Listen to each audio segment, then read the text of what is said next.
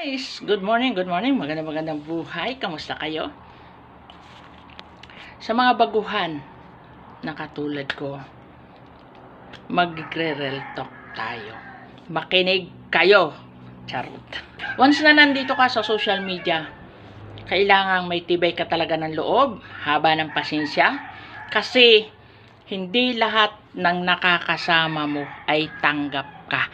Kahit pakitaan mo pa yan ng maganda o kabutihang loob, hindi kanyan papansinin. Hindi niyan maiisip o hindi niyan maaalala yung mga magaganda mong ginawa. Ang maaalala niyan, yung minsan ka lang nagkamali. Pero ito yung masasabi ko. Kung tanggap ka kahit na ilang beses ka nagkamali dito sa social media, maniniwala pa rin yan sa iyo.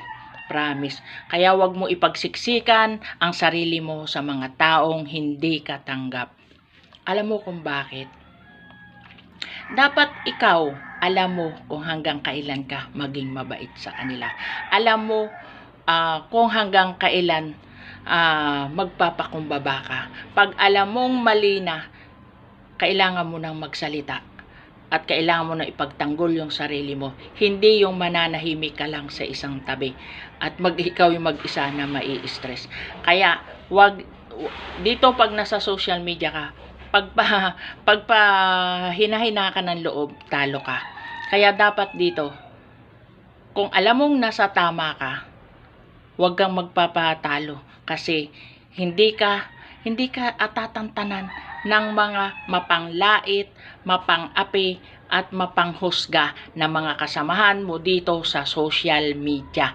Kahit bali-baliktarin mo ang mundo, kung hindi ka tanggap, hindi ka nila tanggap. Kaya ang mas maganda niyan, ituloy mo yan kung ano yung nasa isip mo na maganda na nasimulan mo.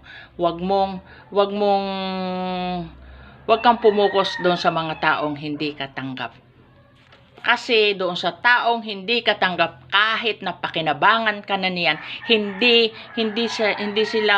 nila maiisip yun. Ang maiisip nila yung maling ginawa mo. Kaya dumistansya ka sa mga tao na hindi ka tanggap. Pagka yun ay nagawa mo, at mahalin mo muna yung sarili mo. Wag kang panghinaan ng loob na yung mga taong hindi ka tanggap ay nilayuan mo or dumistansya ka. Kasi mas magiging magaan ang buhay mo once na nawala sila sa buhay mo. Promise. Hindi ka na iisip na baka magkamali ka. Iisip na baka ano tong gagawin ko, baka may sasama loob. Dumiretso ka sa ginagawa mo. Mag-isa. Wag kang maghanap ng iba na alam mong hindi ka tanggap, kasi makikita mo naman yan dito sa social media. Kahit anong gawin mo, kahit na sino, mga sikat o gagawa yan ng paraan para ihatakin ka pababa. Lalo na pag may mga inggit sa'yo. Promise. Iisipin niya, bakit mas matalino ako sa inyo? Bakit mas mataas yung pinag-aralan ko sa iyo? Bakit mas maganda ako sa iyo? Bakit mas mataas yung narating ko sa iyo? Bakit sino ka ba? Ganun lagi ang iisipin nun kasi nalamangan mo sila. Kaya ikaw dumistansya ka sa mga taong ganon. Kasi wala kang mabuting ginawa sa kanila once na hindi kanila tanggap.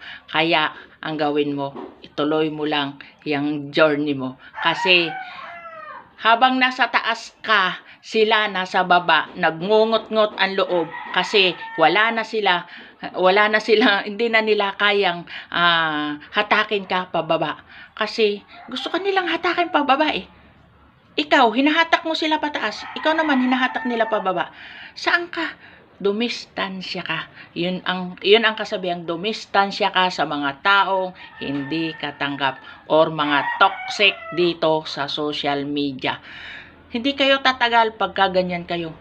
Ang galing yung manghatak na mga taong nasa taas na. Ang dami dito sa social media, mga malalaking ang content creator gusto pa nilang hatakin Magsikap kayo, gumawa kayo ng sarili nyong video para kayo ay umangat din. Huwag kayong umasa sa iba, na lalo na sa mga malalaking content creator na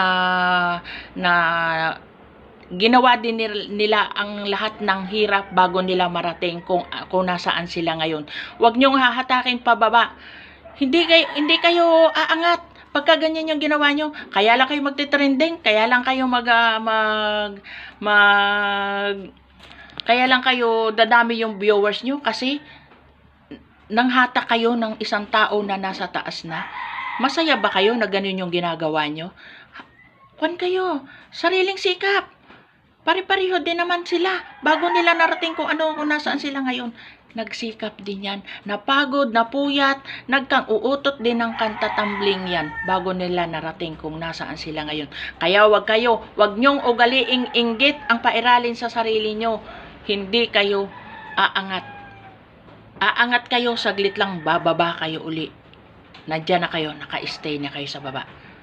Kaya wag pairalin yung inggit sa sarili. 'Di ba? Mahalin nyo. Matuwa kayo, gawin yung inspirasyon. Wag nyong kainggitan. Gamitin yung pagkainggit nyo na gawin yung motivation sa sarili nyo. Hindi yung nagawa kayo ng video para laitin si gayon, laitin si ganyan. Diyos ko, kung ako sa simula pa lang nandito pa lang ako, ang lait ang pagtawa, akin. Kaya sabi ko ngayon pa lang, bakit ko kayo iintindihin? Pinaghirapan ko kung nasaan ako ngayon. Hindi ko hiningi kahit na kanino sa inyo. Yun lang po. Follow for more. Thank you for watching. God bless. Love you all. Charot.